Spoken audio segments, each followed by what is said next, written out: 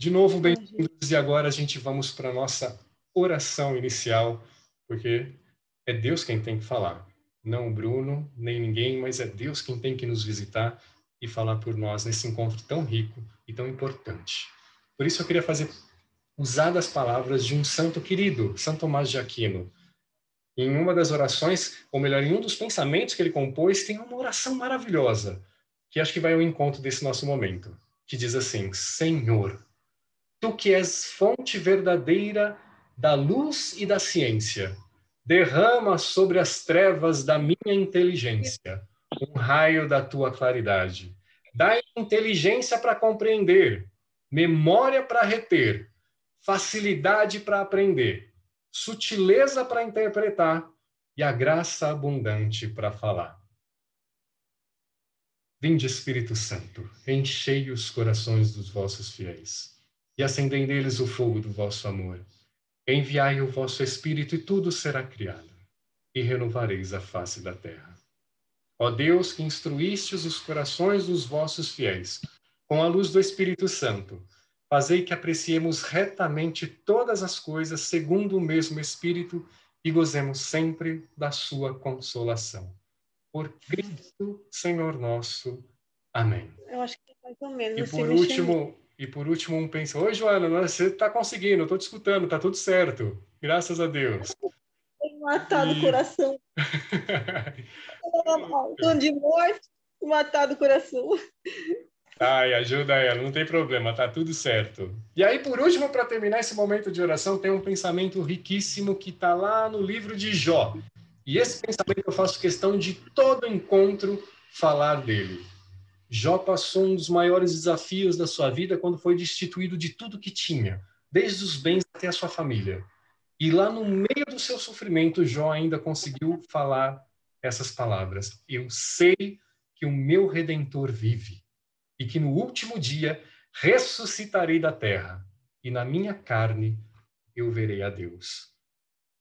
Na época de Jó, quando esse livro foi escrito, não tinha nada de um pensamento sobre ressurreição. Mas aqui já começamos a ver sementes dessa fé que brota em Jesus. Eu sei que o meu Redentor vive e que no último dia eu vou ressuscitar da terra e na minha carne eu verei a Deus. É isso que a gente vai falar sobre hoje. Vamos ver a Deus, sim. E antes também de entrar no conteúdo propriamente dito, eu queria mostrar para vocês o que é que eu vou usar. Gente, a escatologia, ela é riquíssima, mas eu fico feliz de conseguir trazer esse conteúdo dentro de como que eu posso dizer, de uma perspectiva simples, acessível. Tudo que a gente vai falar aqui, vocês vão encontrar no Catecismo da Igreja Católica. Então, tá lá. Não é novidade que eu estou trazendo para vocês, não, tá vendo? Já tem gente ali com Catecismo, é isso mesmo. Não é novidade. Eu não trago para vocês novidade. Eu trago uma partilha de amigos, onde nós vamos falar sobre esse assunto. Mas onde que ele está? Catecismo da Igreja Católica. Mas tem também muito, como que eu posso dizer, né? Muito mais explicado todo tipo de conteúdo sobre escatologia nesse livro que eu uso como referência também, do Frei Clodovis Boff, tá? Escatologia, breve tratado teológico pastoral. Quem quer se aprofundar nesse tema, compra esse livrinho, baixa da internet, tem na internet, tá? Não sei se isso é uma forma legal de eu falar, mas de qualquer maneira, compra o livro, então. Né? Eu acho que isso aí vale a pena vocês terem na estante de vocês, porque aqui explica muito mais esmiuçado aquilo que a gente vai conversar. Só para esclarecer, Clodovis Boff é irmão do Leonardo Boff, tá? Os dois, olha que coisa, né? Leonardo Boff era um frei franciscano, que a gente bem sabe a história, né? Ligado à teologia da libertação, mas também é o frei Clodovis Boff, irmão dele, que não era nem de longe tão radical quanto o seu irmão, e escreveu livros muito importantes para a teologia no mundo, não só brasileira, para a teologia da Igreja Católica no mundo todo. E esse livro é uma referência no assunto de escatologia, tá bom? Então, tá aí da onde que nós vamos beber esse conteúdo. Além disso, claro, eu uso outros livros e outras indicações dos documentos da Igreja, tá? Sobretudo dos documentos que nascem a partir do Concílio Vaticano II. Eu acho que a partir dali a gente tem muitos elementos que a gente pode citar. Hoje, especialmente, eu trago para vocês também um pouquinho de Santo Agostinho, tá? As Confissões de Santo Agostinho também são ricas e ela vai nos dar muitos conteúdos para se falar sobre morte, para se falar sobre ressurreição, para se falar naquilo que ainda vai vir e também naquilo que lá atrás, como que aconteceu. Tá confuso? Fica tranquilo. A gente vai passar ponto por ponto e aí a gente vai se esclarecendo também sobre tudo isso. E antes de entrar propriamente no conteúdo, é importante dizer que tudo que vai ser falado aqui, gente, reflete a fé da Igreja Católica. É uma teologia elaborada com base na Sagrada Escritura, na tradição e no magistério da Igreja, que ultrapassa a nossa imaginação e o nosso entendimento. Não tem como eu dizer que alguém foi lá do outro lado e voltou para nos contar. Não existe isso. Então, é um conteúdo de fé. Inclusive, alguns são dogmas, como o purgatório, tá? É dogma. Então, a gente, como conteúdo de fé, a gente acredita. Mas, claro, ninguém passou do outro lado e voltou para nos contar. A gente se baseia no Novo Testamento, a gente se baseia nos padres da igreja e a gente se baseia no magistério hoje também. Sagrada Escritura, tradição e magistério, para poder elaborar o conteúdo que a gente vai discutir, partilhar, viver agora. Tá bom? Dito tudo isso, gente, vamos partir então para o nosso conteúdo. Pegue sua Bíblia, pegue sua caneta, nós vamos fazer uso de algumas coisas e aí a gente vai conversar sobre a morte. Gente, obrigado de novo pela presença de vocês. Deixa eu dar uma olhada aqui como que estamos. Somos 25. Aqueles que eu não consegui dar boa noite chamando pelo nome, boa noite agora a você que chegou. Eu quero trazer para vocês agora, antes de falar da morte, vamos falar da vida. Antes de falar da morte, é importante falar da vida. E falar da vida é se questionar em algum momento. É se perguntar quem eu sou. De onde eu vim? Para onde eu vou? Gente, todo mundo tem que fazer essas perguntas. Elas constituem o ser humano. E elas precisam ser respondidas durante a nossa peregrinação na vida. Durante esse processo de descoberta de Deus, eu preciso saber responder quem eu sou, de onde eu vim e para onde eu vou. Talvez a gente possa melhorar a pergunta e se perguntar por que eu fui criado? Por que eu existo? Você já se perguntou por que Deus te fez? Porque, afinal de contas, Deus fez o ser humano? É importante. É importante. Olha, a teologia e a filosofia, elas foram a fundo nessas questões, chegando até em dúvidas irrespondíveis, gente. Sabe como? Presta atenção nisso, porque agora eu quero que vocês pensem. Se vocês nunca pensaram nisso agora, que eu vou dizer, eu quero que vocês pensem. Se no princípio Deus fez o céu e a terra, então o que fazia Deus antes de criar o céu e a terra? Vou repetir. Lembra comigo, Deus é eterno. Deus sempre existiu e sempre vai existir. O ser humano ele não é eterno. Ele passou a existir em algum momento da história. Ora, mas se Deus já existia antes de criar, o que Deus fazia antes? Gente, isso aqui é incrível. Vocês vão ficar matutando isso e nunca vão conseguir responder. Desculpa, só lá em cima talvez Deus vai falar alguma coisa para vocês sobre isso. E depois, o que aconteceu para que Deus mudasse de ideia repentinamente e passasse a criar o que antes ele não tinha feito? Dei um nó na cabeça de vocês? Mas essas dúvidas são irrespondíveis. Nós nunca vamos chegar na compreensão sobre isso. Sabe quem faz essas perguntas? Santo Agostinho, no livro das Confissões. E é o próprio Santo Agostinho que, ironicamente, vai dizer: sabe o que Deus fazia antes de criar? Ele estava preparando o inferno para pessoas que perguntassem isso. Olha só que safado esse Santo Agostinho. Ironicamente, claro, né? Porque senão todo mundo aqui já estava no inferno. Mas, gente, são perguntas que a gente só vai conseguir compreender face a face com Deus.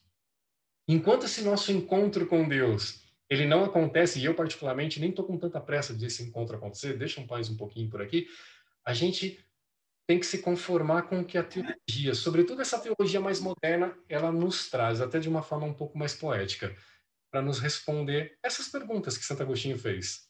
Que quer dizer, o que Deus fazia antes de criar? E o que aconteceu que mudou de ideia? Olha só o que essa teologia mais moderna vai dizer. Deus, na sua comunhão trinitária, que é família. Deus é família, gente. Sempre foi. O Pai, o Filho e o Espírito Santo. Nessa comunhão trinitária, ele transbordava de amor que não podia ser contido nele mesmo. Por isso, criou tudo que existe, tendo o homem como sua obra-prima. Existimos, portanto, porque o amor de Deus não cabia em si mesmo e foi derramado em toda a sua criação. É isso que a teologia, poeticamente, vai responder para nós, porque Deus criou o homem. Se a gente, então, se baseia nessa resposta, o que a teologia moderna nos traz, a gente, então, já consegue responder aquelas perguntas que a gente se fez. Quem eu sou? Criatura amada e querida por Deus. De onde eu vim? De Deus. E para onde que eu vou, gente? De volta para Deus. Percebe? Origem e destino é em Deus. Por mais que eu queira fugir de Deus, gente, eu nunca vou conseguir, porque eu vim dele. E sem ele, a vida não tem sentido. É para ele que eu devo retornar. Diferente dos anjos, que são criaturas que passam, né, pela experiência de não encarnar, que são criaturas espirituais, a vida humana ela precisa acontecer aqui nessa terra.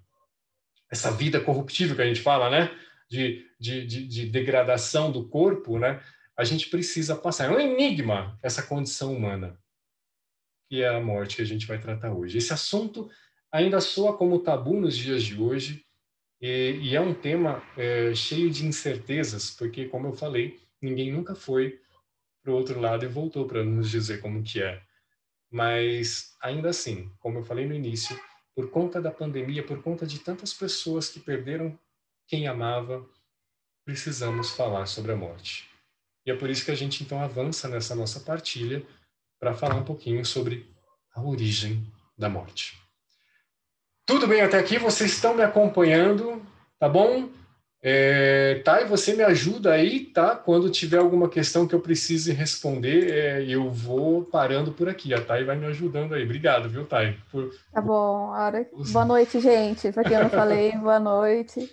A hora que tiver uma pergunta aqui, coisa eu te interrompo e a gente se fala, tá Obrigado, bom? obrigado, obrigado. Claro que também tem perguntas que pode ser que eu não saiba responder. Estudei teologia, sou diácono, mas confesso que eu não domino toda a questão. Quem domina, meu Deus do céu, né? Mas se eu não souber responder, claro que eu vou levar esse conteúdo comigo, vou pesquisar, tenho com quem tirar essas dúvidas e depois a gente vai conversar, esclarecendo tudo o que puder, tá bom? Então vamos falar um pouquinho sobre a origem da morte.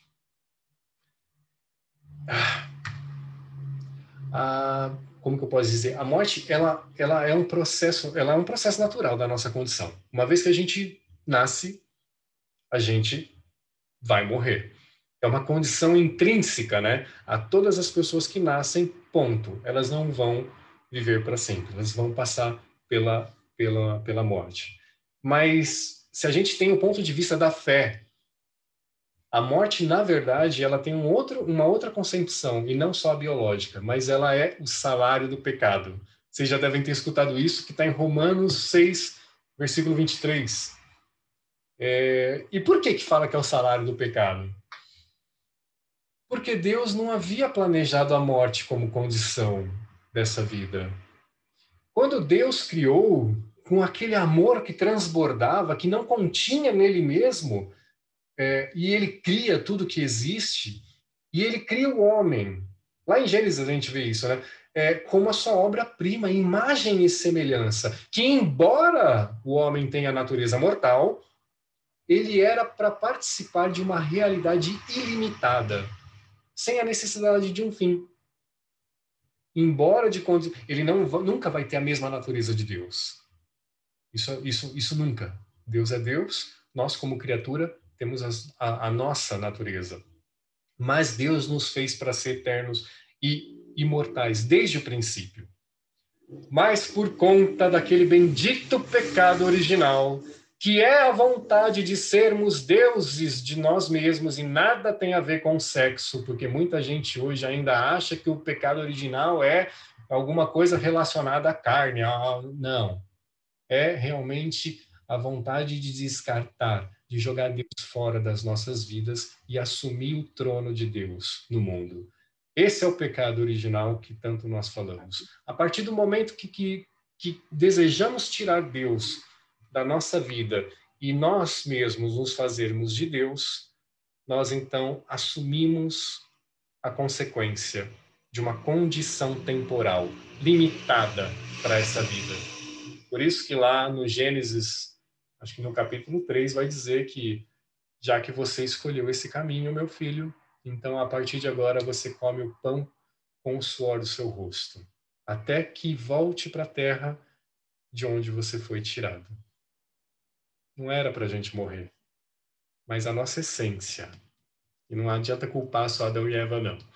A nossa essência, a nossa inclinação para o mal, fez com que a gente colocasse a morte como uma condição humana.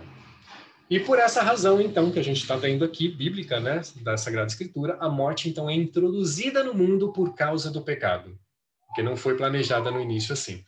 E assim a gente, parece que a morte, ela obtém da gente uma vitória passageira. Ela vence o ser humano, mas é uma vitória passageira. Não é uma vitória definitiva. A morte acaba com a nossa vida biológica, mas não termina com a vida humana.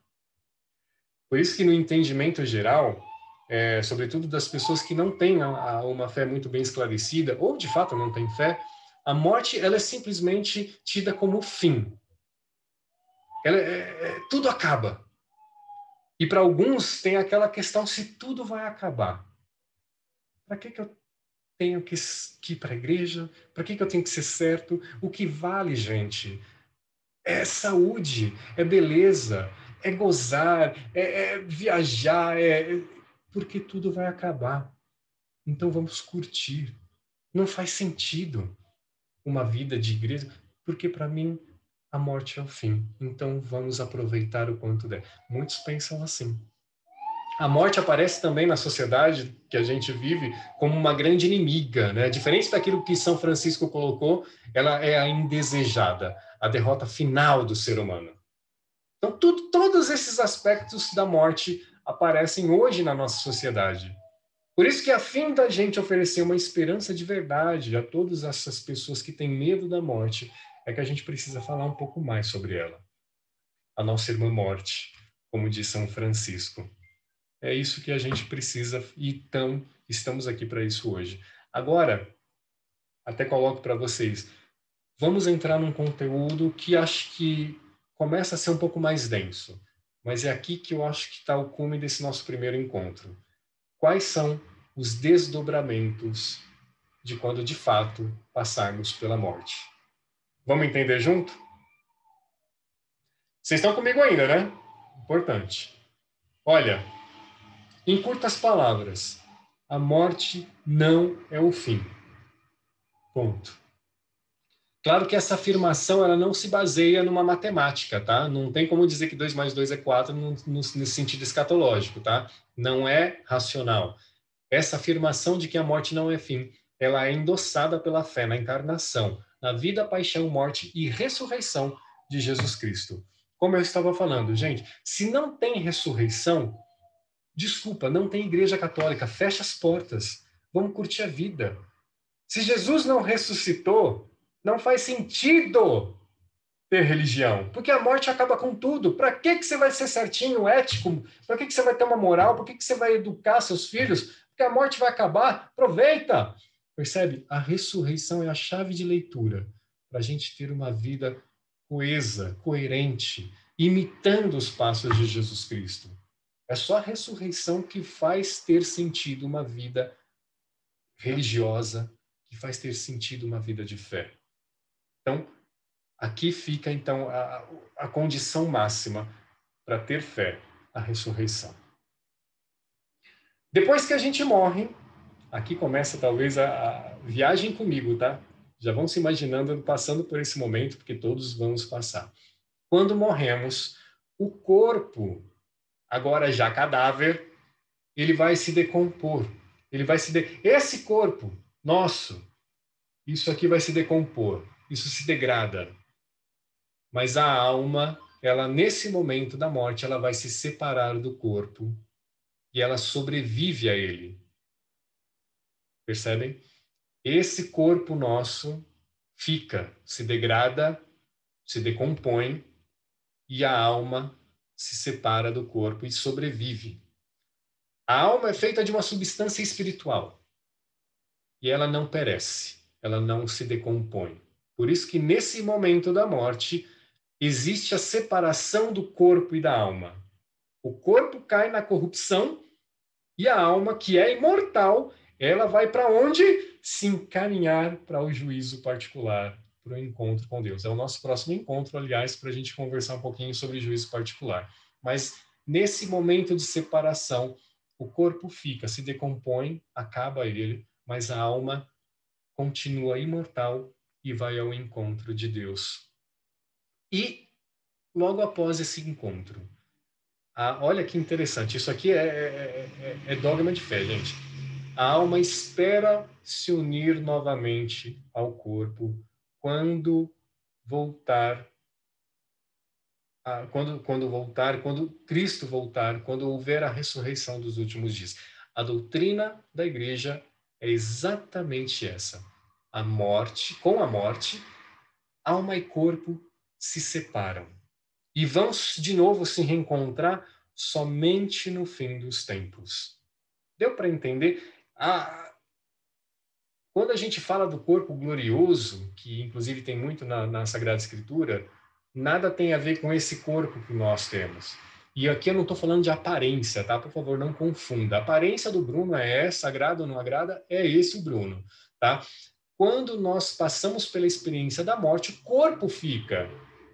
Agora, a minha alma vai para a eternidade, tem um encontro com Deus e fica esperando esse corpo glorioso apenas no fim dos tempos, que é na ressurreição da carne. Isso só vai acontecer realmente quando Cristo volta e aí tudo se planifica com ele. Enquanto isso não acontece, nós continuamos vivendo a experiência de alma na eternidade, já tendo a visão beatífica, já contemplando Deus face a face, mas ainda sem a ressurreição dos últimos dias. Esse conteúdo pode ser um pouco mais complicado, então talvez possa nascer aqui algumas dúvidas, e é natural, vocês têm toda a abertura para virem com perguntas. Mas é importante entender, alma e corpo se separam na morte. A alma continua, o corpo se degrada. E é a alma que continua, ela vai esperar de novo o encontro com o corpo, mas não esse corpo. O corpo incorruptível, glorioso, que só vai acontecer na ressurreição dos últimos dias, no final dos tempos. Percebe? É no fim dos tempos que vai ser a felicidade plena que nós vamos, então, reencontrar o corpo glorioso. Enquanto isso, o que acontece? A igreja vai te dizer que existe um estado intermediário, um estado intermédio. Olha que coisa! Enquanto depois eu estou vivendo a vida, morremos, passamos para um estado intermediário. Por quê? Porque eu ainda não consigo viver a graça da ressurreição, porque ainda não vou encontrar o corpo glorioso enquanto o final dos tempos não chegar. Nesse meio tempo, o que acontece é um estado intermediário que a igreja vai dizer. E esse estado intermediário, tanto faz, ele é também acreditado de fé pela Igreja Ortodoxa, inclusive pelo Islã. É esse momento onde a alma, junto com Deus, espera a ressurreição dos últimos dias. É como se fosse uma antessala, né? Vivemos a experiência da vida aqui, depois nós vamos viver a experiência de já estar com Deus, mas ainda não ressuscitados, né? E aí sim, no fim dos tempos, aí sim nós recebemos o corpo glorioso e temos, então, uma plenitude da graça de Deus, do encontro com Deus. Qualquer coisa, anotem e vamos aprofundar esse tema, tudo bem? Por outro lado, enquanto... Diácono, Oi, com licença, boa noite. boa noite. Isso pressupõe que o céu é um Uhum. espaço físico?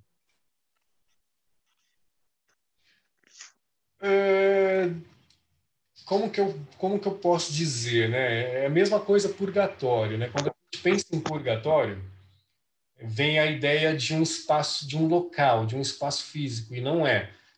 O purgatório é uma situação e não um local onde eu me purifico. O céu é difícil dizer como um local, como um endereço. Olha, é ali que a gente se encontra. Mas ele pode ser considerado um local, afinal de contas, é para lá onde vamos, mas não o céu firmamento, mas o céu morada de Deus. É para lá que somos orientados a viver a nossa vida.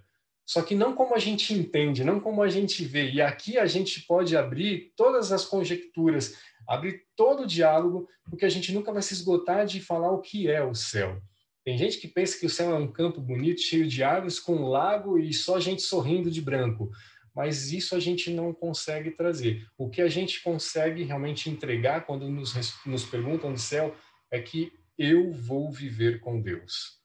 A visão beatífica que a gente tanto fala, essa é uma felicidade parcial, porque ainda não é o final dos tempos, mas já é o contemplar Deus face a face. É conhecer a Deus, é o encontro com o Criador. Isso já é o céu, percebe? Então, é difícil falar de um local físico, né? Embora eu acredite, afinal de contas, eu não vou viver uma alma penada, como a gente brinca e como a gente vê nos filmes, né? Eu vou para algum lugar, eu não fico aqui. Mas que lugar é esse? Então, é difícil, e aí a escatologia e a Igreja Católica não vai conseguir dar elementos para provar que o céu é assim. Mas eu acredito que sim, é um local e, ao mesmo tempo, é uma situação da alma para onde nós somos levados e aonde vamos morar com Deus. Claro que essa resposta, eu nem vi quem me perguntou, mas ela fica muito no estado da fé, como todo esse conteúdo vai ficar, né? Mas não há uma maneira de eu falar que o céu é um local e, ao mesmo tempo, mesma coisa, viu? Mesma coisa, inferno. O que é o inferno? Isso, inclusive, pode ser tema do nosso último encontro.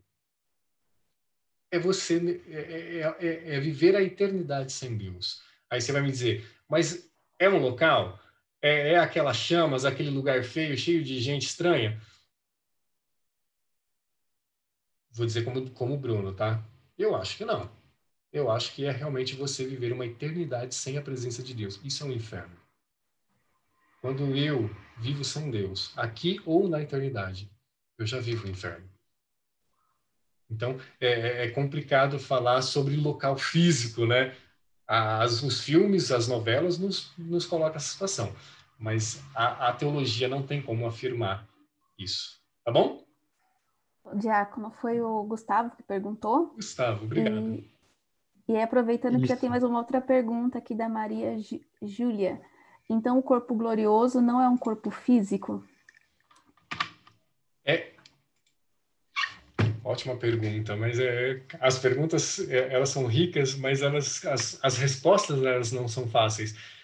Nós não, vou entrar inclusive aqui nesse estado intermediário, porque diz assim, ó, quando a alma ela está separada do corpo, ela experimenta um estado antinatural. Por quê? Porque nós não fomos criados alma, nós não somos anjos, nós precisamos de um corpo.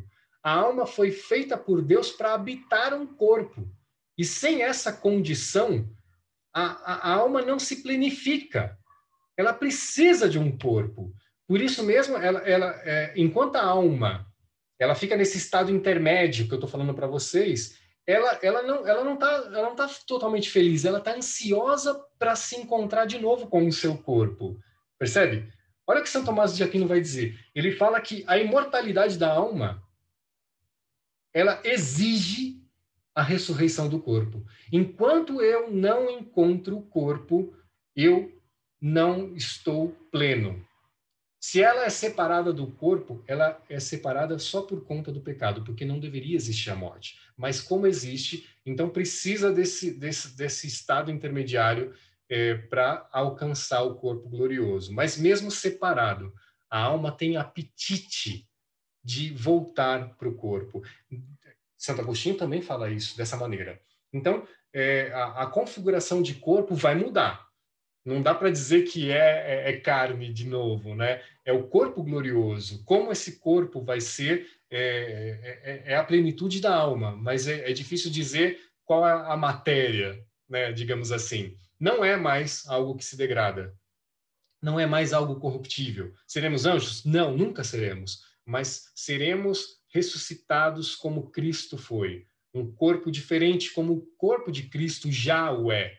Então, apenas fique com a certeza de que a alma não vai ser alma para sempre. Nós vamos passar por esse momento pós-morte como uma experiência de alma, mas com sede de voltar a ter o corpo. E esse corpo vem no final dos tempos, na ressurreição do mundo, de todas as pessoas. Enquanto isso, nós ficamos nesse estado intermédio que a igreja diz. Tá? Algumas respostas vai ser bem difícil dar uma concretude para isso que vocês estão colocando. Isso é bom, eu gosto quando essas perguntas vêm, porque mostra que realmente é um assunto pertinente. A gente tem dúvida e é gostoso conversar sobre isso, mas tem coisas que a gente só alcança pela fé. Por isso que, no final, até adianto, né? Eu vou passar todo esse conteúdo que a gente está conversando num artigo que eu escrevi. Eu tenho um grupo de teologia, o Areópago, onde a gente escreve artigos, né, para ajudar a esclarecer alguns pontos da nossa fé católica.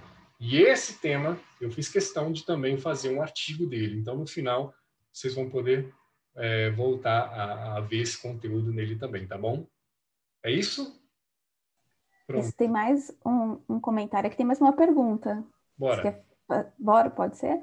Pode. O Cássio comentou, né, que o corpo glorioso pode ser físico, porém ele não obedece às leis da física, né? As leis, como, né, dando exemplo, Jesus comia como nós, mas atravessava as portas fechadas, né? Um exemplo aí do que a gente pode imaginar que seja esse corpo glorioso, né? Gente, aqui é isso mesmo, viu, Thay? O Gustavo, todos aí podem pegar a Sagrada Escritura, a ressurreição de Jesus, e usar como uma grande fonte para a gente poder entender melhor esse momento. Lembra? Jesus, quando ele ainda não tinha subido ao Pai, lembra? Maria Madalena, acho que encontra com ele e fala, não me toca, porque eu ainda não subi ao meu Pai. Então, provavelmente aquele momento, é difícil eu falar isso, tá? Mas provavelmente era um estado intermediário que Jesus estava passando, ele ainda não ele não havia tido o corpo glorioso, a ressurreição, né? Só Jesus passa por essa ressurreição antes de nós. Mas eu não morro, já não ressuscito? Não é bem assim. Você é imortal como alma e vai já estar na visão beatífica. Daqui a pouco a gente vai voltar, vai cair nos próximos encontros sobre juízo particular, purgatório, e aí a gente fecha na questão do céu. Eu sou imortal e eu vou escolher logo logo o que eu quero da minha imortalidade. Se é uma vida com Deus, independente se eu passo pelo purgatório ou não, ou se é uma vida sem Deus. E isso é inferno. Percebe? A imortalidade está escrita para nós. Gente, o Gustavo, a Geisa, a Flávia, a Emília, a Adriana, a Thay, a Joana, todos vocês vão morrer. Mas, ao mesmo tempo, vocês são eternos, são imortais. A alma permanece sempre. Mas essa ressurreição gloriosa, do corpo glorioso, só acontece nos últimos dias. Esse é o estado intermediário que a gente está falando. Percebe? Então, o que a gente tratou até aqui, ele tem um nome, que é a ideia de ser humano de unidualidade, corpo e alma como elementos entrelaçados. E depois, na morte, a separação de um com o outro. A alma se separa, o corpo fica por causa do pecado, e eles vão se reunir de novo só no final dos tempos, mas com um corpo diferente, glorioso, como o próprio Gustavo falou não obedecendo às leis da física. Isso se chama unidualidade e é uma interpretação sobre a morte. Existem outras duas. Essa unidualidade é a interpretação da igreja, tá? Mas existem outras duas interpretações que provavelmente vocês já escutaram falar também. A primeira, essa outra interpretação, ela é chamada de dualismo espiritualista, que é o quê? O corpo e a alma são diferentes, são totalmente inimigos um do outro. É como se o corpo fosse a prisão da alma. Vocês provavelmente já escutaram falar sobre isso. Inclusive, Santo Agostinho, ele tinha esse pensamento no início, né? É como se o que vale é a alma e o corpo é ruim, né? Então, o corpo aprisiona a alma que é boa. E só na morte é que a alma, enfim, graças a Deus, é libertada do corpo e o corpo desaparece para sempre e o que vale é a alma. Gente, essa é uma doutrina herética. Ela é uma doutrina antiga e não tem nada a ver com a Igreja Católica. O corpo não é ruim. O corpo foi criado por Deus e ele não vai ser extinto depois da morte. Ele vai ser transformado. Tá bom? Essa ideia ela é interpretada como dualismo espiritualista. Nós não acreditamos nisso. E tem uma segunda interpretação que é falada como monismo, que significa o quê? O corpo e a alma, eles são idênticos, eles se coincidem, são praticamente assim inseparáveis. Ou seja, na morte, o que acontece com esse monismo, então? O corpo e a alma vão todos para a eternidade. Não tem nem deterioração, não tem nada. É como se, de fato, não existisse a decomposição desse corpo que a gente conhece por hoje. Também é uma doutrina diferente da nossa e não vai ao encontro do que a Igreja Católica diz. E quando eu falo Igreja Católica, eu me baseio na Sagrada Escritura, nos padres da Igreja e também na tradição e no magistério. Então, não vai ao encontro essa ideia do monismo também. Qual vai ao encontro? Unidualidade. Tudo isso eu vou passar para vocês no artigo que eu escrevi, tá? Corpo e alma, eles são entrelaçados, são diferentes, mas se entrelaçam. E por mais que na morte os dois se separam, é por pouco tempo, porque a alma tem sede do corpo, procura o corpo. Nossa, parece até um pouco daqueles filmes de terror, né? Parece que uma alma vaga procura... Não, não é isso, não. Mas a alma tem, sim, sede do seu corpo. E quando o perde, ela espera a ressurreição no fim dos tempos para, de novo, viver uma plenitude lá agora na eternidade, tá? Essa é a questão das interpretações sobre a morte. Já vamos até praticamente já colocando um pouco de ponto final na morte. São muitos os assuntos sobre ela, mas... dá para a gente abordar a morte a partir de 3 ângulos. E todos eles, gente, são verdadeiros, crescendo, claro, em profundidade. Olha só, a morte no ponto de vista biológico é uma coisa, a morte no ponto de vista humano e a morte no ponto de vista espiritual. Olha só, quando a gente fala da morte biológica, a gente diz que a morte ela aparece como um fenômeno natural. É aquilo que a gente estava falando, né? Se eu nasci, eu vou morrer. É a perspectiva do biólogo, do médico, né? E enquanto a gente é natureza, nós somos mortais. A gente não vive para sempre. É uma condição sine qua non do ser humano, né? Nascemos, então vamos morrer. Isso é biologia. Então a morte também pode ser então interpretada por esse ponto de vista da biologia. Mas também tem uma nova aproximação, uma nova situação da qual também está certo, que é do ponto de vista humano. E aqui é até bonito da gente pensar um pouco sobre esse ponto de vista. Todos nós partilhamos um sentimento íntimo de mortalidade. Lá dentro parece que eu nunca vou morrer, sabe? Eu estou bem, eu estou me sentindo bem, então eu não acredito que eu vou passar por essa experiência da morte, porque eu estou bem, né? É como se realmente não houvesse fim biológico, né, com base na minha vida de agora. Mas quando a morte chega ao próximo, mais próximo de mim, ou seja, dentro da minha casa, de alguém que eu amo, da minha esposa, do meu filho, de alguém muito próximo, então ela é sentida, a morte é sentida como alguma coisa que não é mais natural. E ela causa revolta. Já perceberam isso? Olha, Buda vai dar uma síntese desse sentimento dizendo mais ou menos assim, ó. O homem, ele pensa com indiferença na morte de um estranho. Quantas mortes a gente não vê nos telejornais? Quando a gente fala de perseguição religiosa, de tantas pessoas que estão morrendo, claro que a gente se sensibiliza, claro que eu não quero que eles morram, mas a gente acaba olhando como um número. Olha a pandemia. Só no Brasil, mais de 600 mil pessoas. Enquanto não me atinge, é um número, né? É uma coisa que acontece. Eu olho com indiferença, afinal de contas, é a morte de alguém que eu não conheço. Mas quando a morte acontece dentro da minha casa, aí é um horror. Aí a tristeza deixa de ser uma indiferença e aí eu me revolto. Então, é Buda quem traz esse pensamento para nós. Isso é do ponto de vista humano, percebe?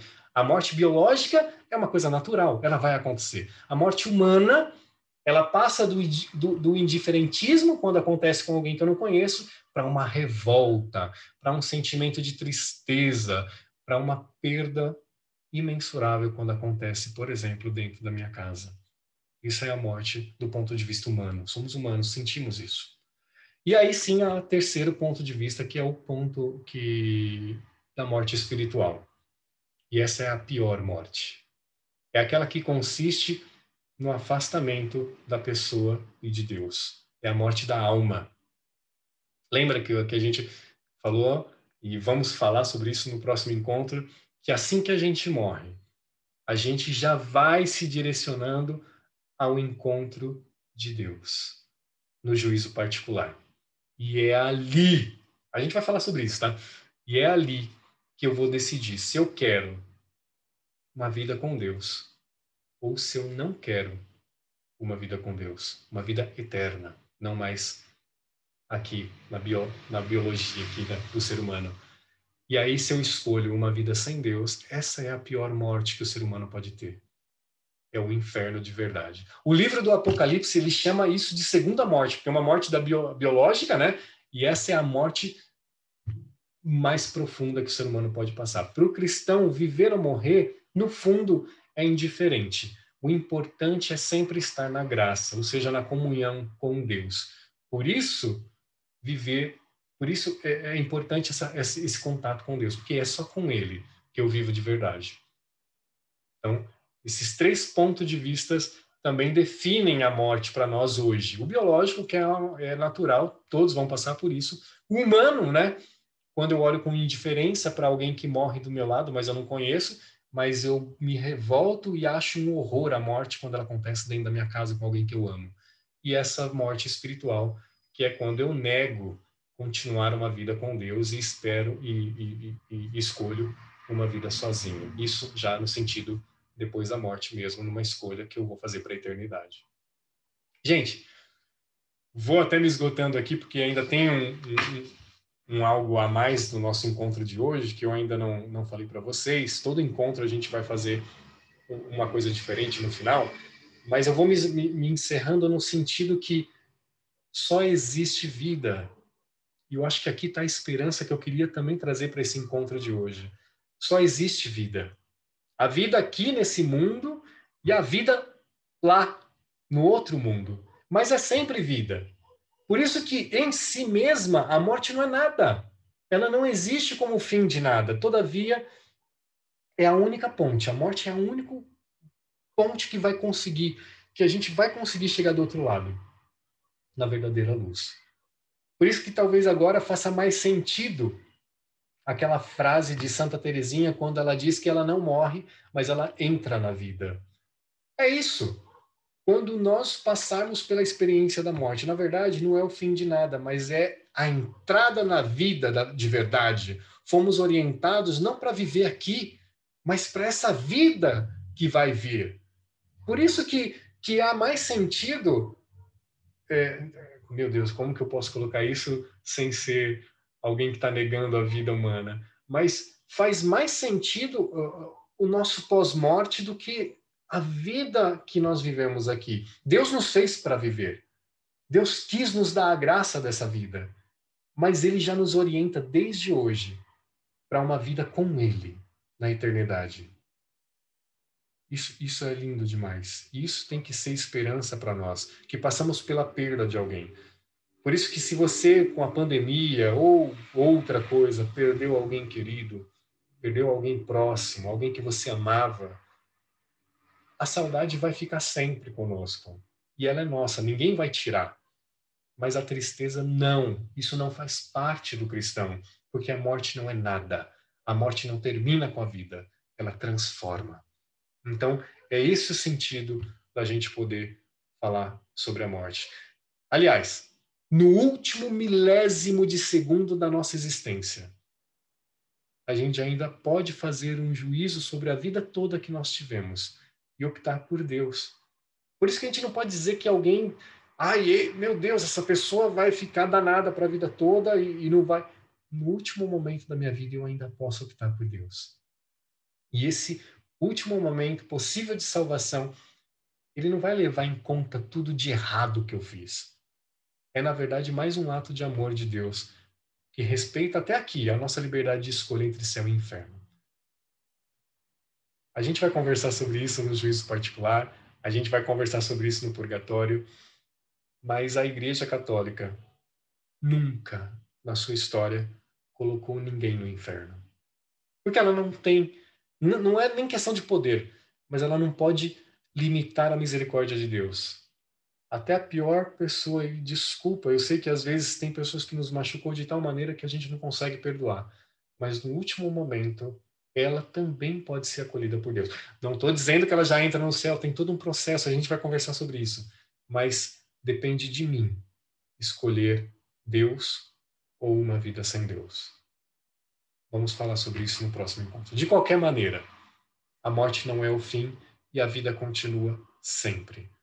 Na passagem bíblica que eu quero ler com vocês, é um alento, é um bálsamo para que a gente possa confiar sempre.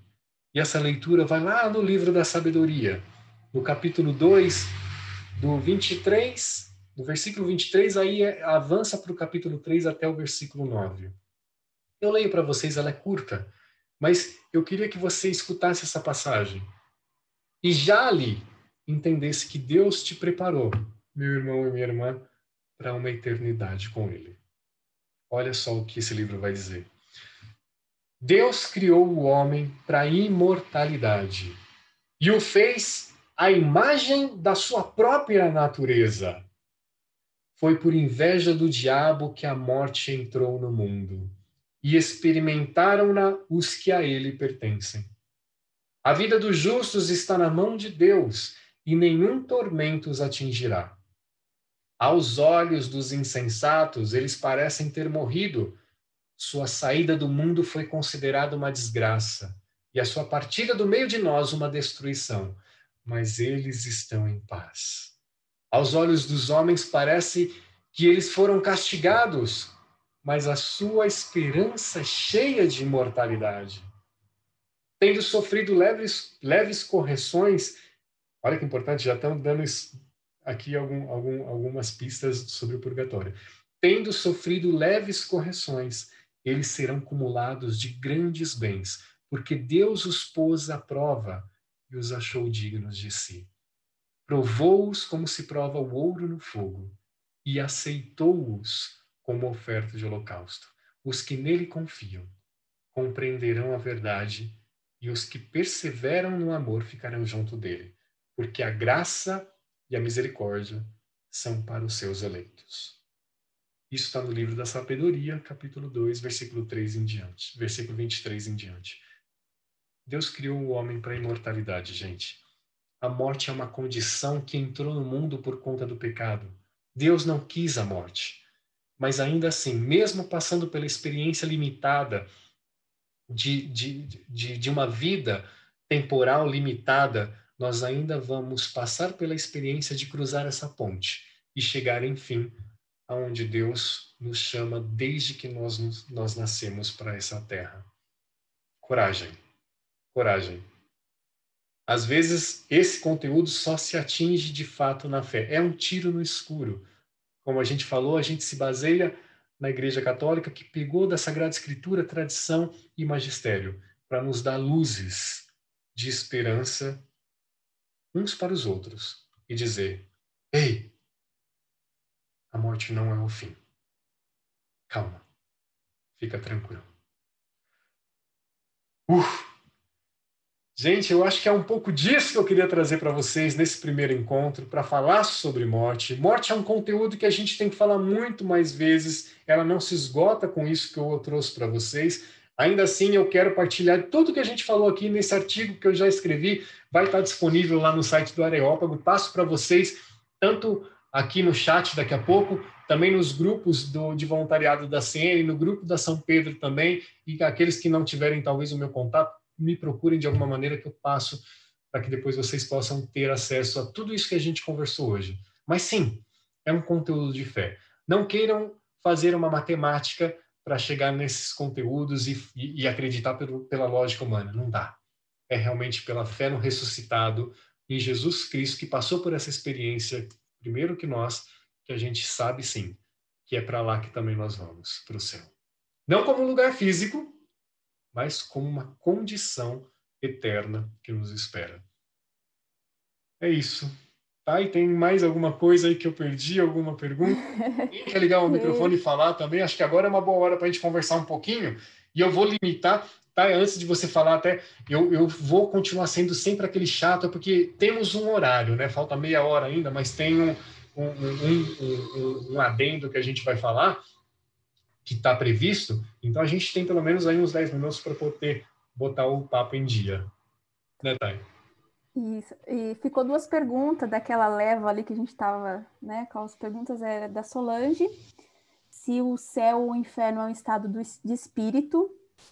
E eu vou fazer as duas perguntas, daí você já responde, tá? E a Maria Júlia também falou, quando se diz que somos imagem e semelhança de Deus, se refere mais especificamente sobre o quê? Depois o Cássio também fez um outro comentário sobre o estado intermediário. No caso de Jesus, não seria descida à mansão dos mortos, no exemplo que você usou sobre Maria Madalena, embora Jesus tenha pedido a ele não tocar, porque ele não subiu aos céus. Ao mesmo tempo, não foi feito com Tomé, a quem ele pediu para que tocasse suas chagas. Então, são três perguntas, né?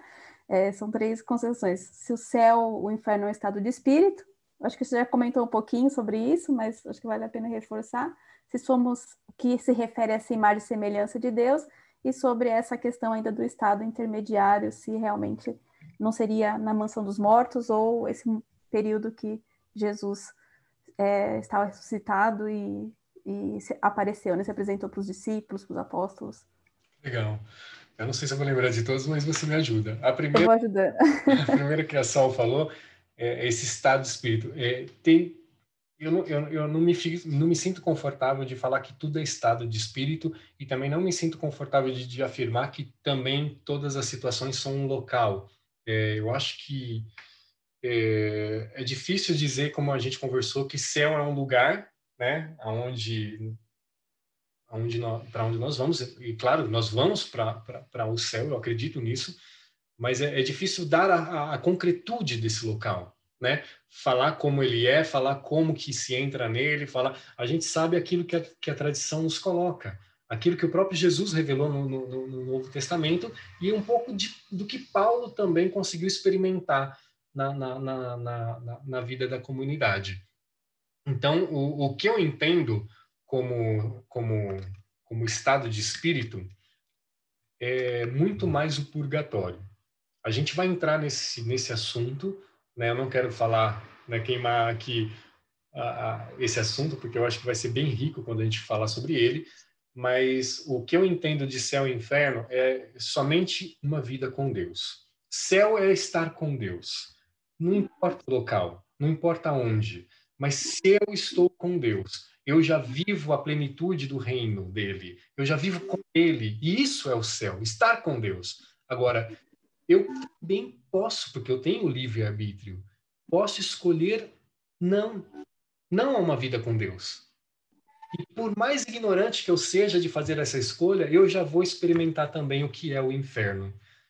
É diferente daquele inferno criado por Dante, né? Com o bichinho chifrudo. Não estou falando, não quero nem chegar nesse assunto, não quero falar como que é o diabo, não vou falar dessas coisas, não. Eu acho que nós estamos até um pouco além sobre essa situação. Eu estou querendo dizer que a experiência do inferno eu já posso fazer agora, vivendo uma vida sem Deus. Percebe? E eu vou poder escolher ainda continuar a eternidade sem Deus, que é a pior morte que o ser humano pode ter. É quando ele realmente escolhe viver a eternidade sem Deus. E Deus respeita. Deus é aquele Pai misericordioso que vai fazer de tudo para que eu volte atrás. Mas sou eu quem escolho. E ele respeita isso. Ele não vai me pegar pelo pescoço e falar, venha! Não. Eu posso passar a eternidade sem Deus. E eu pago o preço do inferno. Você pode até se perguntar, mas quem é o louco que vai escolher viver sem Deus? Gente, olha no mundo. Milhões, talvez bilhões, não sei. Milhões de pessoas já escolheram uma vida sem Deus. Hoje em dia, quem é louco é quem está escolhendo viver com Deus, na verdade, né? Eu acho que Deus é louco e a gente também é. É isso mesmo. Sim. É isso mesmo. Mas para fechar esse assunto, né? Milhares de pessoas já escolhem viver sem Deus hoje. E é por isso que o mundo se encontra da forma com que está. Será que essas pessoas que já escolheram uma vida sem Deus vão ter força suficiente para escolher Deus só na eternidade? Ou será que elas já estão escrevendo a sua eternidade aqui? Nós vamos apurar esse assunto ainda. Mas a eternidade já começa a ser escrita hoje, pela minha vida, pela minha história de agora. Bom, eu lembro de uma outra pergunta aí, tá? E como que... Ah, tá, da imagem e semelhança de Deus. Beleza. Nós fomos criados à imagem e semelhança de Deus, porque também fomos criados a partir do amor de Deus, daquele amor transbordante. Lembra que veio da comunhão família que existe entre o Pai, o Filho e o Espírito Santo. Existe até um termo que define isso como pericorese, né? É um termo teológico para dizer essa comunhão perfeita, essa harmonia do Pai, do Filho e do Espírito Santo que nunca, nunca, nunca vai ser quebrada. Porque os três, ao mesmo tempo que são distintos, são um só Deus. É algo que também a gente não consegue explicar com a razão, mas aproximamos apenas pelo dado da fé. Então, Deus nos faz pelo seu amor, nós saímos do amor de Deus, mas não temos a natureza de Deus. Deus é único, a natureza de Deus pertence somente a Ele. Nós não somos como da natureza de Deus, nós somos criaturas, nós fomos criados a partir de Deus, mas não partilhando da essência, da natureza de Deus. Percebe? Aqui está a diferença. Somos imagem e semelhança porque viemos do seu amor. Talvez, não sei se a gente pode usar a analogia aqui de, então Deus é igual a gente? Não sei, também não quero afirmar isso não, né? Deus é tudo, né? Deus é eterno, Deus tem todas as premissas positivas. Então, dizer que Deus se limita a ter uma aparência, Deus tem uma aparência? Percebe? Olha as perguntas, eu acho que isso aqui é filosofia. Santo Agostinho acho que vai conversar sobre isso. Deus tem uma aparência? Gente, percebe? Jesus tem, porque se encarnou. Isso é fato. Pronto. Mas o Pai e o Espírito Santo, será que tem? Será que quando eles fizeram a gente imagem e semelhança, é realmente a aparência que está sendo tratada? Ou é realmente essa essência do amor que da onde viemos? Eu prefiro olhar desse lado. Agora, somos imagem e semelhança nesse sentido, mas não pertencemos, não temos a natureza, não temos a essência de Deus, porque é exclusiva. Somos imagem e semelhança porque viemos do seu amor, não da sua essência, porque isso é reservado somente a Deus e a mais ninguém. Tá? Acho que é um pouco isso. São perguntas bem complicadas, viu, gente? Que eu acho que, por mais que eu me esforce aqui, eu acho que vou gastar minhas palavras, mas não sei se tudo vai ficar claro. Espero que depois, com o artigo, a gente consiga se aprofundar bastante, mas é um conteúdo rico. E eu gosto dessas perguntas, porque também me faz olhar para dentro e falar, opa, isso é muito interessante. Será que Deus tem uma aparência, por exemplo? Olha só. E qual que era a última agora? Era sobre a questão do estado intermediário, o Cássio, o Rodrigo, colocou. No caso de Jesus, não seria descida à mansão dos mortos, esse estado intermediário?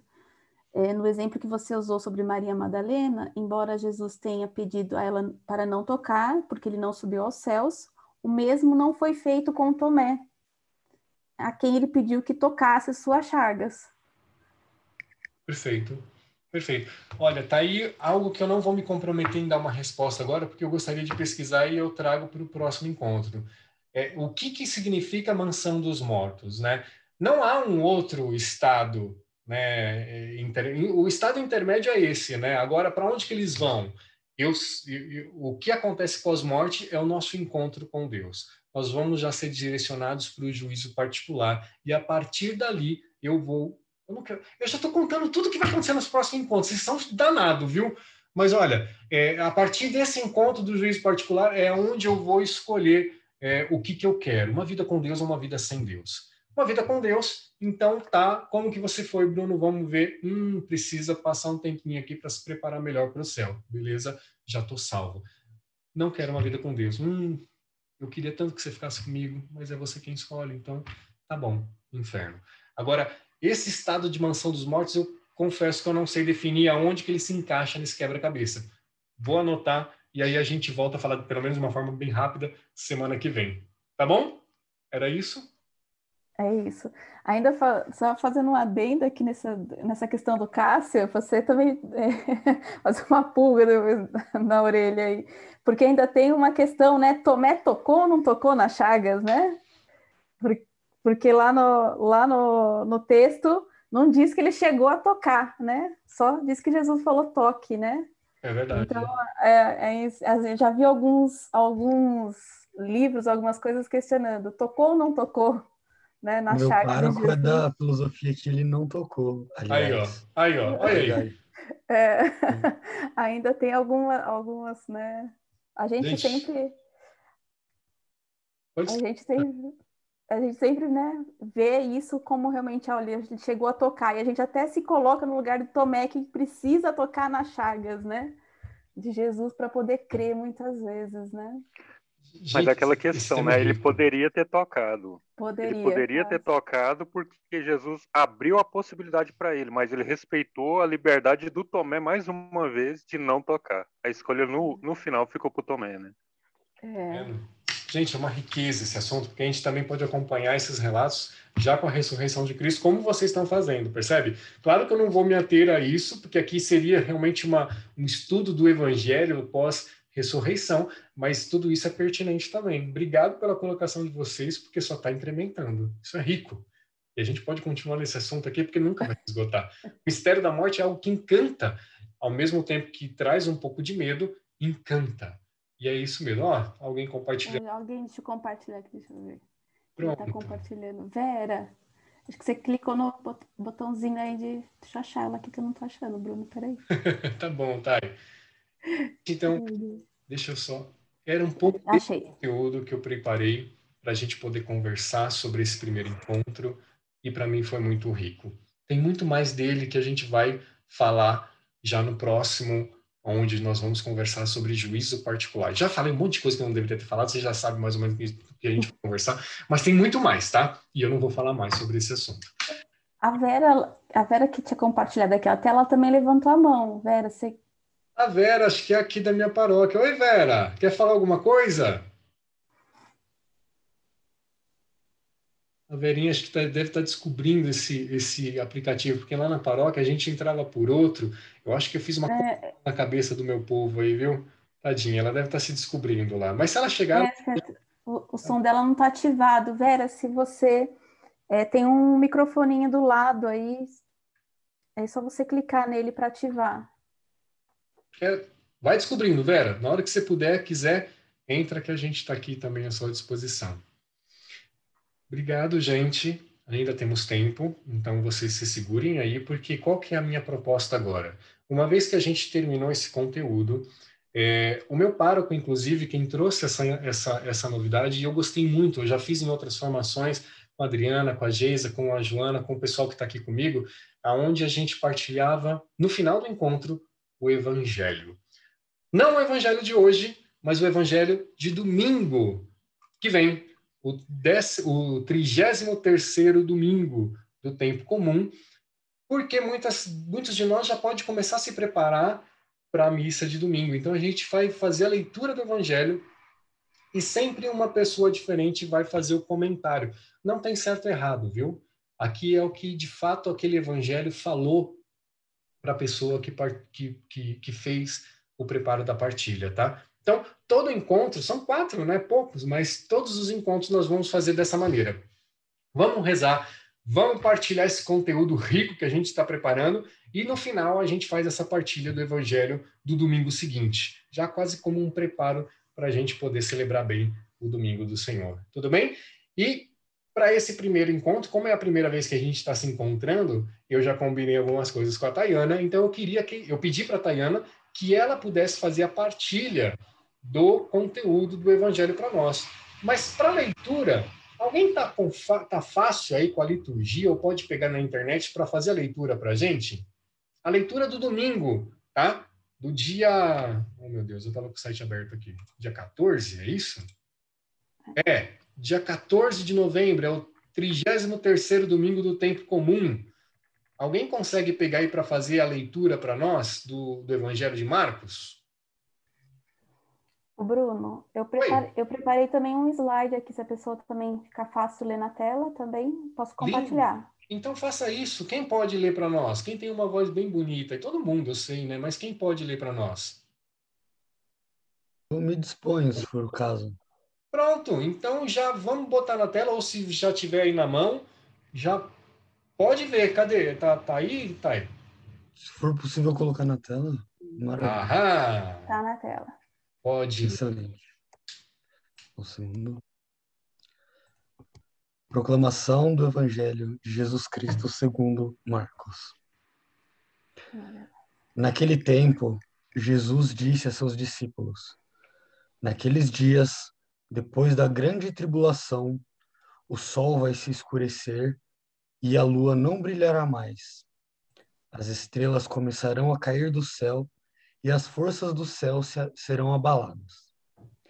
Então vereis o Filho do Homem vindo nas nuvens, com grande poder e glória. Ele enviará os anjos aos 4 cantos da terra e reunirá os eleitos de Deus de uma extremidade à outra da terra. Aprendei, pois, da figueira esta parábola. Quando seus ramos ficam verdes e as folhas começam a brotar, sabeis que o verão está perto. Assim também, quando virdes acontecer essas coisas, ficai sabendo que o Filho do Homem está próximo, às portas. Em verdade vos digo, esta geração não passará até que tudo isso aconteça. O céu e a terra passarão, mas as minhas palavras não passarão. Quanto àquele dia e hora, ninguém sabe, nem os anjos do céu, nem o Filho, mas somente o Pai. Palavra da salvação. Senhor, Gustavo, muito obrigado. Que leitura boa. Agora, então, Thay, por favor, é com você. Bom, quando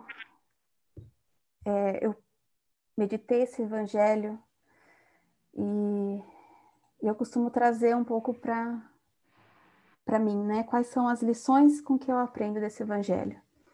Primeiro momento parece ser um evangelho duro, né? É um evangelho assim que tipo já nos aterroriza, a gente já sente aquele temor no nosso corpo, né? Nossa, está falando do fim do tempo.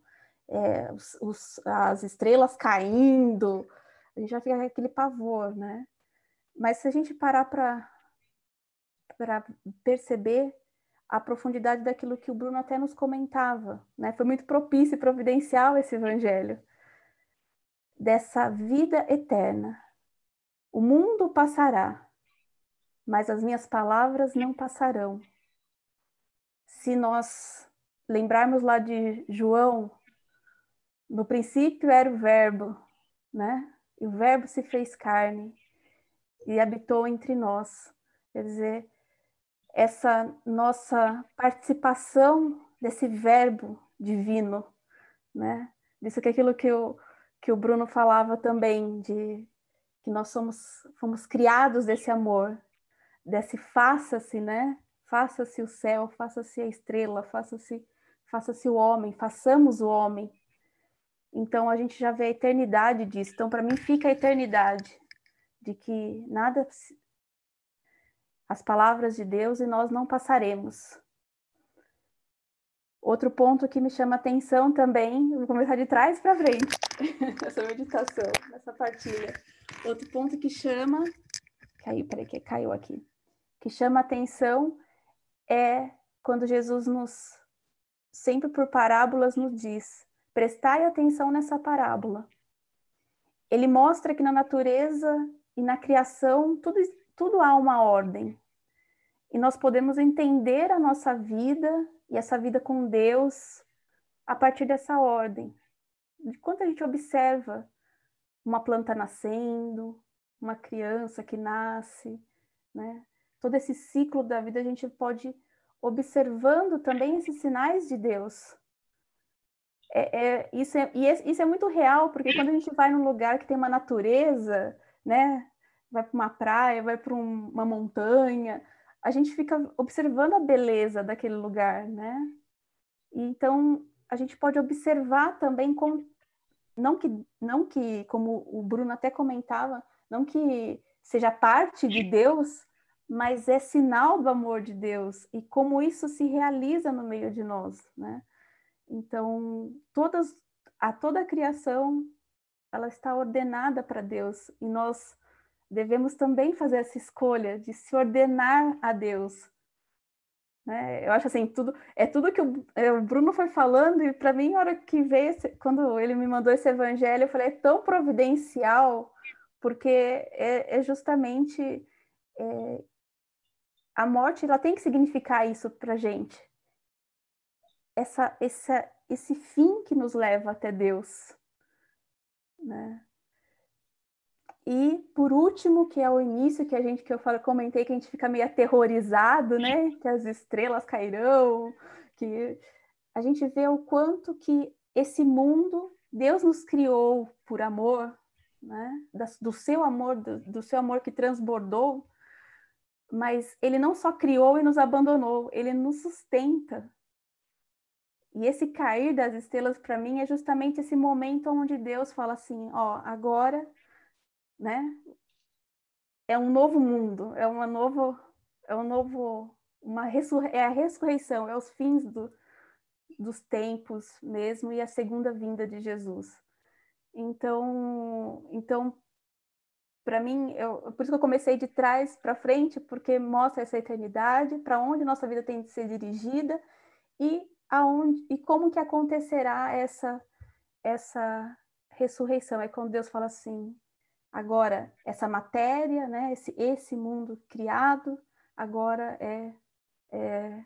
chegou o fim dele, e eu não sustento mais ele, porque eu já tenho o meu reino estabelecido. Então, eu acho que esse evangelho não tem como não dizer que foi uma grande providência de Deus para fazer esse encerramento para mim, dessa riqueza que o Bruno trouxe para nós nessa noite, e que eu acho que, com certeza, meu coração e todos aí também fica essa certeza. E se alguém quiser partilhar mais alguma coisa, né, alguma frase, né, Bruno? Acho que a gente vai se complementando, que ficou mais forte para cada um, né? Lindo. O coração fala, não tem como não ser algo gostoso de partilhar. Claro, como eu falei, não tem certo e errado. É o que eu sinto. É o que o Evangelho falou para mim. Então, obrigado por abrir seu coração. Se alguém quiser partilhar mais alguma coisa sobre esse Evangelho, já se preparando já para a missa de domingo vem, fica à vontade. É uma hora também curta, né, de partilha, porque já vamos encaminhando para o nosso final, mas é hora de também poder conversar. Se for possível, eu gostaria de falar algumas palavras também. Claro. Existe um canto muito antigo da nossa igreja chamado Dies Irae, e ele fala sobre quão terrível, no melhor sentido da palavra. A Bíblia chama Nosso Senhor de terrível algumas vezes, e ela fala quão grandioso será esse dia do nosso encontro com o Criador, quando a nossa alma vai ficar estática, assim como no momento do último suspiro. Se nós morrermos ansiando por Deus, ele vai saciar essa ansiedade. Mas se nós morrermos, como disse o diácono, tendo vivido uma vida sem Deus, ele irá nos deixar na sede com que a gente se foi. Por isso eu vejo esse evangelho lindo, forte de Nosso Senhor, como realmente um chacoalhão, assim, olha, você vai morrer, eu te quero para mim, eu quero que você participe da minha glória, seja meu filho eternamente. Então, acorda, olha quão terrível será o dia da sua morte, então viva da melhor forma possível. Acho que para mim seja essa partilha que eu queria passar para vocês. Obrigado, Gustavo. Muito obrigado. Alguém mais quer aproveitar esses últimos momentos, considerações finais, ou vamos nos encerrando? Só aproveitando, Bruno, que eu Diácono Bruno, eu compartilhei aqui. Eu falei para ele que eu conheci ele como Bruno e para mim é muito difícil eu falar Diácono Bruno. Não tem problema, continua como Bruno. Mas Diácono. Tá aí. Ela colocou o link ali, né? Eu coloquei o link aqui do artigo que você comentou. Já está no chat, tá? Pronto, tudo que a gente conversou, gente, tá o link aqui no chat do Zoom aqui, é o link com tudo que falamos. Tanto que eu sigo também por ele para a gente poder conversar. Já estou preparando o próximo também, vai ser um artigo como esse para a gente poder conversar sobre o juízo particular, tá? Gente, eu não tenho como falar o quão prazeroso foi para mim estar com vocês essa noite. E eu já estou ansioso para que chegue a próxima terça para poder falar de novo com vocês. Eu gosto muito de partilhar. Gosto muito. Isso aqui não gosto não é uma formação, pode ser considerado, mas é uma partilha entre amigos. É algo gostoso que eu gosto de fazer na igreja, né? Sentar e conversar. E a gente conversa das coisas de Deus. E nunca se esgota, porque as coisas de Deus, como a gente viu, são eternas. E a gente pode ficar conjecturando aqui coisas que, desde que não fira um dogma, desde que não vamos contra um dogma, a gente pode conversar à vontade, não é dogma. Agora, aquilo que é dogma, a gente respeita. Né? Gente, que maravilha. Eu agradeço muito. O meu aviso final, deixa eu ver se eu tenho algum, eu escrevi alguma coisa aqui. Eu passei o link para vocês e já preparei vocês, então, para a próxima terça-feira, às 20 horas. O link é o mesmo, tá? Esse link que a gente entrou hoje é o mesmo para a gente entrar na semana que vem. Eu vou ajudar aqui o pessoal da minha paróquia, porque eu já vi aqui que um monte de gente não conseguiu entrar e brigaram comigo já, né? Falou que essa ferramenta aqui não é muito fácil, não.